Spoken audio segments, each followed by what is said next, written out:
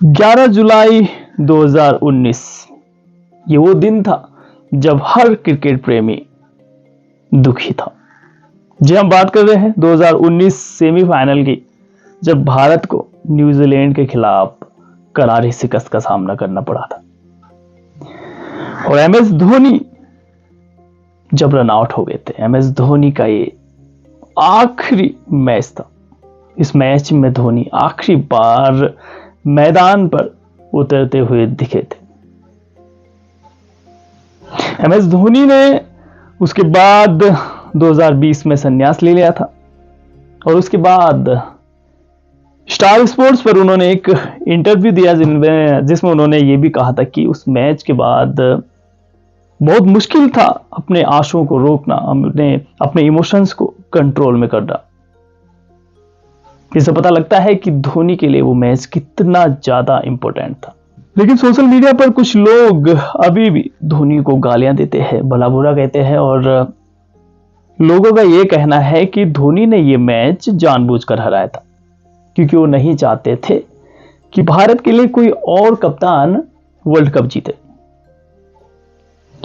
ये बात तब ज्यादा सुर्खियां बटोरने लगी जब युवराज सिंह के पिता युवराज सिंह ने धोनी पर सीधा निशाना साधा। युवराज सिंह ने एक टीवी चैनल पर यह इंटरव्यू दिया कि एम एस धोनी ने यह वर्ल्ड कप जानबूझकर भारत को हराया था क्योंकि वो नहीं चाहते थे कि कोई और कप्तान भारत के लिए वर्ल्ड कप जीते। अब सभी को पता है कि युवराज सिंह को एम एस धोनी से दुश्मनी है अपने बेटे की वजह से कि एम एस धोनी ने आखिर मेरे बेटे को टीम से बाहर किया क्यों। तो चलिए आज जानते हैं कि इस बात में वाकई में कितनी सच्चाई है। क्या वाकई में धोनी नहीं चाहते? 2019 world cup India versus New Zealand ने भारत को 240 रनों का टारगेट दिया।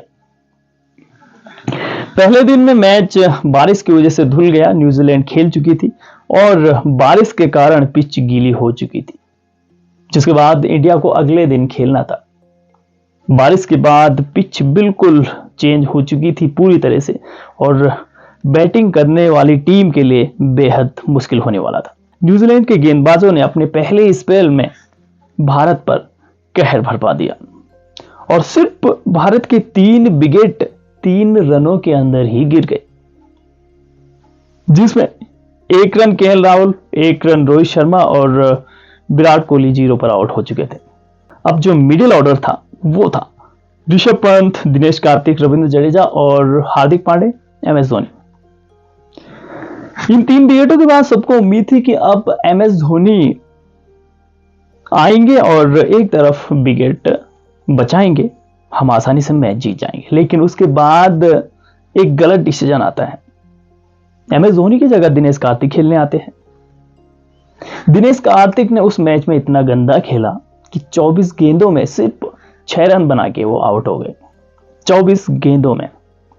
उसके बाद ऋषभ पंत आते हैं। ऋषभ पंत भी 2-4 अच्छी शॉटें लगाते हैं, लेकिन सिर्फ 50 की स्ट्राइक रेट से 62 गेंदों में 32 रन बनाकर वो भी आउट हो जाते हैं। इसके बाद भी लोगों को उम्मीद थी कि अब तो एमएस आएंगे, लेकिन आते हैं हार्दिक पांड्या और हार्दिक पांड्या भी 60 गेंदों में 30 रन बना के आउट हो जाते हैं। उसके बाद कहीं जाके एम एस धोनी आते हैं। टीम का स्कोर 77 रन पर 5 विकेट। यहां से जीत की उम्मीद लगभग नामुमकिन। धोनी के साथ दूसरे एंड पे खड़े होते हैं रविंद्र जडेजा, जो एक तरफ से खुलकर खेल रहे थे और एम एस धोनी विकेट बचा रहे थे। यही चीज लोगों को बुरी लगी कि आखिर एम एस धोनी रविंद्र जडेजा की तरह तेज क्यों नहीं खेल रहे थे। तो आपने 2023 वर्ल्ड कप देखा होगा जब ऑस्ट्रेलिया को 240 रन बनाने थे। आपने ये भी देखा होगा कि भैया ट्रेविस हेड कैसी धुआंधार बैटिंग कर रहे थे। तो वहीं दूसरी छोर पर लबुशेन, जिन्होंने 60 रन बनाए 120 गेंदों में 50 की स्ट्राइक रेट से। तो भैया जो भी क्रिकेट की थोड़ी बहुत नॉलेज रखते हैं उन्हें ये बात जरूर पता होगी कि जब एक एंड से कोई बैट्समैन मार रहा है तो दूसरे एंड पर दूसरे बल्लेबाज को विकेट बचाना होता है। धोनी के बाद कोई खेलने वाला भी नहीं था। उसके बाद बॉलर्स की गिनती थी। इस वजह से धोनी उस मैच को आखिरी तक ले जाना चाहते थे।